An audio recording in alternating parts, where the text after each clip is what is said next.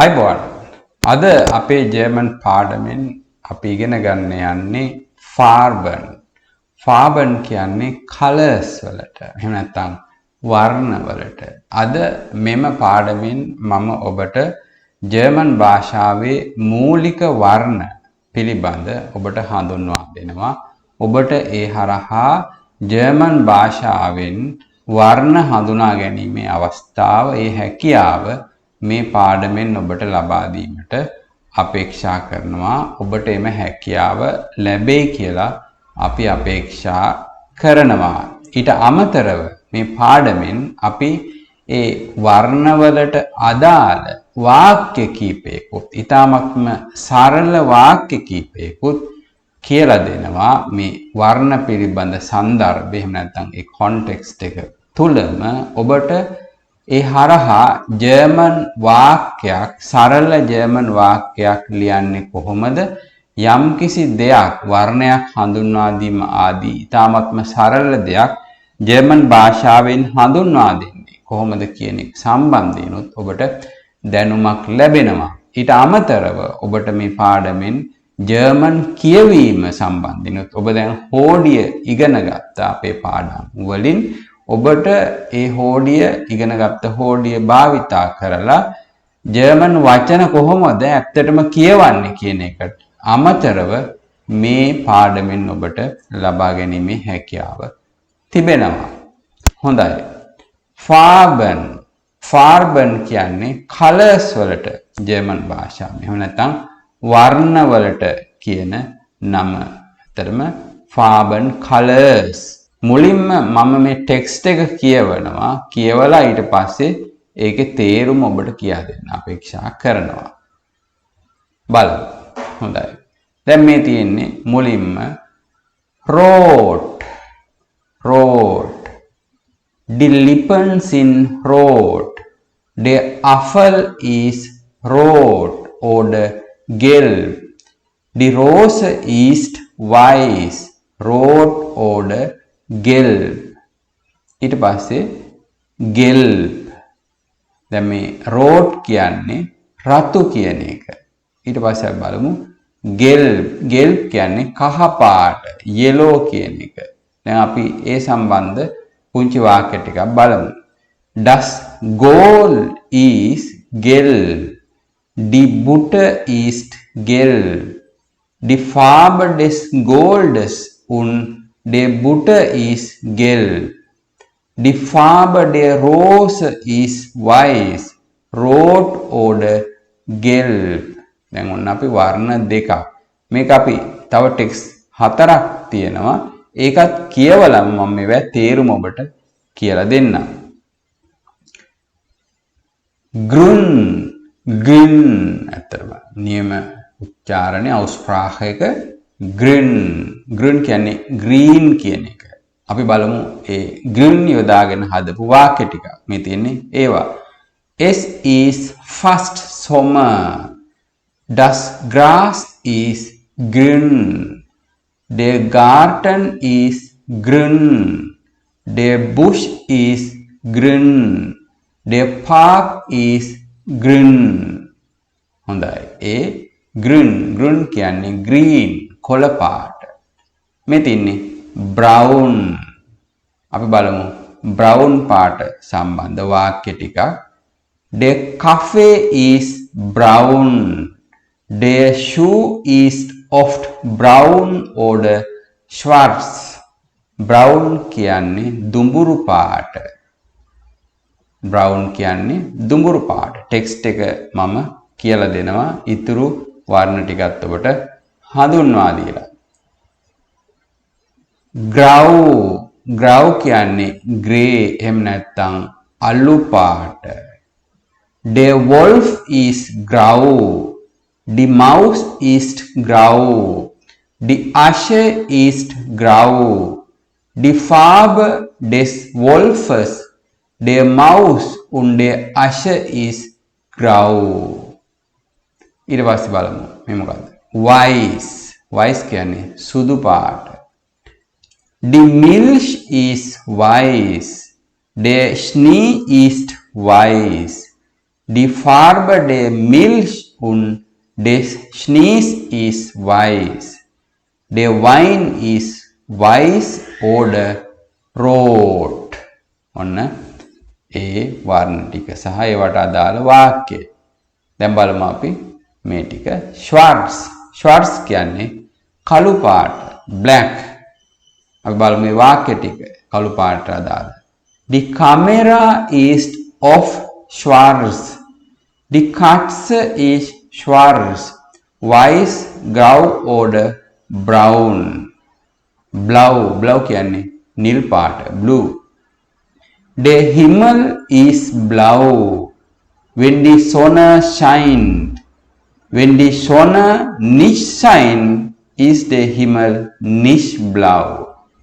Im Winter ist der Himmel oft grau. ඔන්න නිල් පාට සහ ඒ නිල් පාටට අදාළ වාක්‍ය ටික. ඔන්න ඕව තමයි වර්ණ. එතකොට දැන් අපි ඒ වර්ණ මූලික වශයෙන් හඳුනාගත්තා.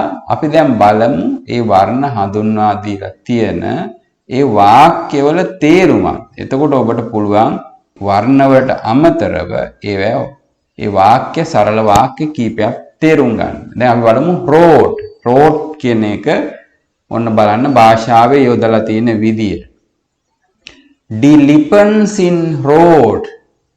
Lippen කියන්නේ lips වලට, තොල් වලට. අපි දන්නවා අපේ තොල් රතු පාටයි.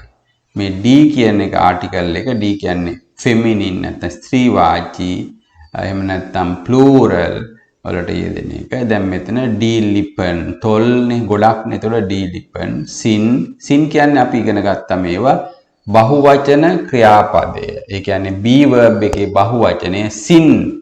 ඒක වචනය තමයි east. දැන් මේ ගාව වාක්‍යය තියෙනවා එක. එතකොට lippen sind rot. තොල් රතු පාටයි. ඔන්න බලන්න. ඊටාත්ම සරල වාක්‍යයක්.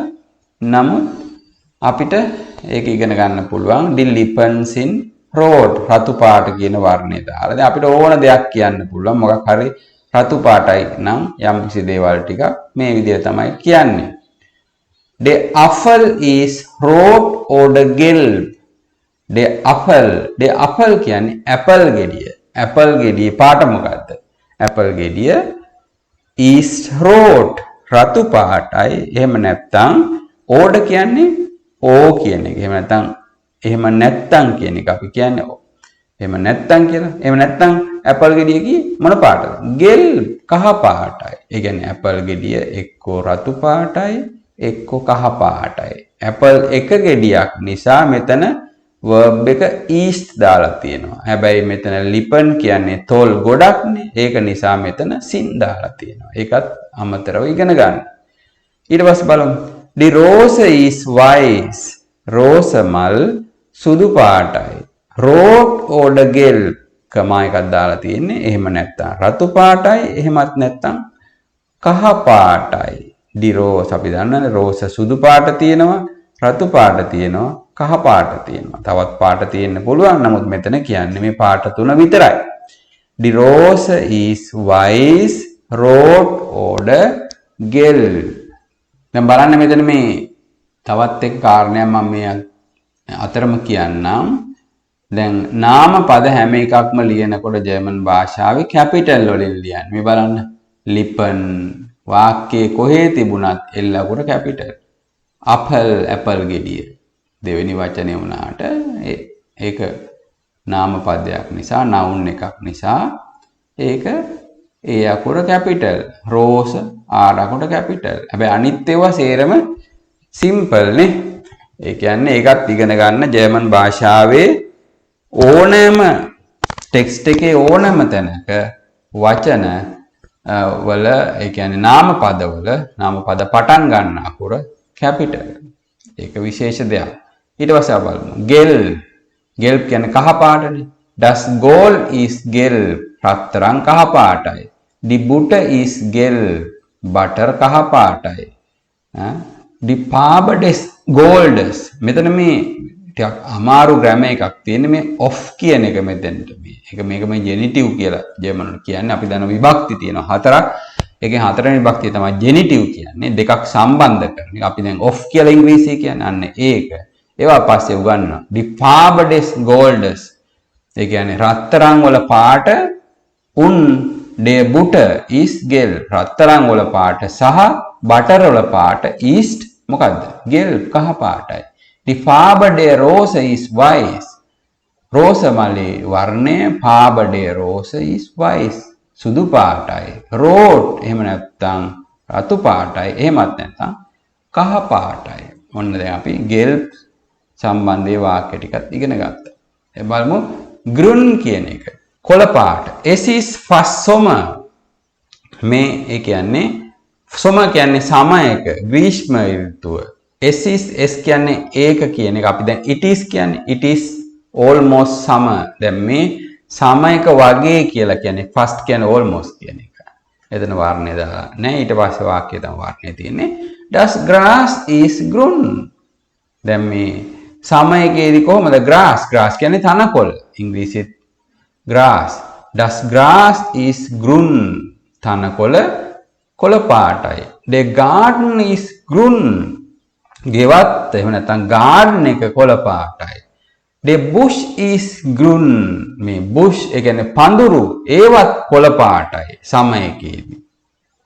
The park is grün. park එක එහෙම නැත්නම් උද්‍යානය ඒකත් කොළ පාටයි. අන්න බලන්න. සරල වාක්‍ය ටිකක් ඒ සරල වාක්‍ය වලින් පාට හඳුන්වා දෙනවා. ඔන්න බලන්න පාටක් අපි දාන හැටි වාක්‍යයකට.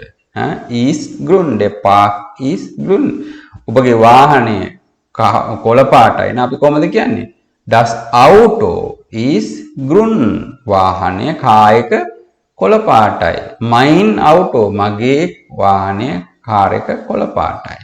ඒ විදිහට. නැත්තම් road නම් රතු මේ වාහනේ රතු පාට නම් Mein Auto is road. ඔන්න බලන්න අපි වාක්‍ය හදාගන්න. Brown. Brown කියන්නේ දුඹුරු පාට. දැන් දුඹුරු පාටෙන් හදපු වාක්‍ය. The coffee is brown. කෝපි දුඹුරු පාටයි. The shoe is oft brown. සපත්තු බොහෝ විට oft කියන්නේ often කියන එක. නිතරම කියන්නේ බොහෝ විට brown කියන්නේ දුඹුරු පාටයි. එහෙම නැත්නම් oder schwarz කළු පාටයි. The shoe is oft brown oder schwarz. grau ඔන්න බලන්න ඊගාව එක. grau grey එහෙම නැත්නම් අලු පාට. අලු පාට සම්බන්ධ වාක්‍ය. Der wolf is grau. මේ වෘකයා අලු පාටයි. Der wolf is grau. මේ wolf කියන එක der කියන ආටිකල් එකේ දෙන්නේ. මොකද ඒක පුරුෂ වාචී නිසා. Die mouse is grau. මූසිකයා. ඔව් grau අලු පාටයි. Die Asche is grau. අලු අපි මේ Asche කියන්නේ අලු වලට දැන් ඔය සිගරට් අලු මොන හරි ඔලිපේ අලු ඒ Asche. ඒවා මොන පාටද? අපි අලු කියන්නේත් ඒකමනේ. grau අලු පාටයි. අලු පාටයි. Die Farbe des Wolfes ඒ කියන්නේ අර අපි මුලින්ම කියපු අර ජෙනිටිව් එකකින් මේකක් තියෙන්නේ. පුරුකයාගේ පාට die Farbe des Wolfes. Der Maus මේ ජෙනිටිව් එක දිගටම යනවා. der Maus මෙතන මේ d එක d වෙලා තියෙන ජෙනිටිව් නිසා. එතකොට මීයාගේ පාට der Asche අලු වල පාට ඒ සියල්ලගෙන් පාට මොකක්ද? grau අලු. weiß සුදු පාට. The milk is weiß. කිරි මොන පාටද? කිරි සුදු පාටයිනේ. ඔන්න බලන්න. Die milk is weiß. කිරි සුදු පාටයි. Der Schnee is weiß. හිම සුදු පාටයි. Die Farbe der Milch. කිරි වල පාට. Und des Schnees මෙතන ජෙනිටිව්. කිරි වල පාට සහ හිම වල පාට මොන පාටද? is weiß. is weiß. Der Wein is weiß oder rot. Wine අපි දන්නවනේ වයින් පාට දෙකක් තියෙනවානේ. සුදු පාට එහෙම නැත්නම් රතු පාට. Der Wein is weiß oder rot. එපමණයි වර්ණ ටික මූලික වර්ණ ටික දැන් ඔබ ඉගෙන ගත්තා. එතකොට අපි ඉගෙන ගත්ත පාඩම් මොනවද? Farben. අපි ඉගෙන ගත්තා අද මේ පාඩමෙන් Farben වර්ණ.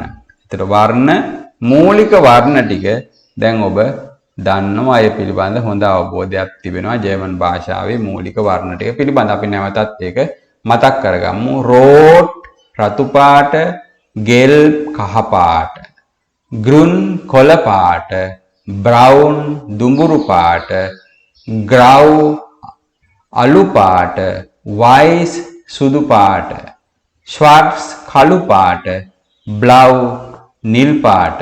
ඔන්න වර්ණ ටික අපි දැන් ඉගෙන ගත්තා. එහෙනම් මේ ටික හොඳට කියවන්න, නිතර බලන්න, වීඩියෝව දාගෙන මේවා ප්‍රැක්ටිස් කරන්න මම කියවපු විදිහට ඔබට. එතකොට මේ වාක්‍යවලට පාඨවලට අමතරව වාක්‍යත් ඉගෙන ගැනීමේ හැකියාව තියෙනවා. ඉතින් එහෙනම් අපි ඊගාව පාඩමකින් හමු වෙනතුරු ඔබ දෙනාට සමු දෙනවා. choose